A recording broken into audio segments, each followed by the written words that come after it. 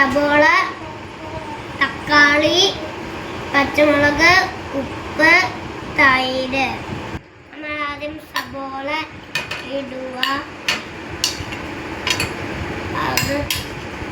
അത് ശേഷം നമ്മൾ തക്കാളി ഇടുക. അത് കഴിഞ്ഞ് തക്കാളി മൊത്തം ഇടുക.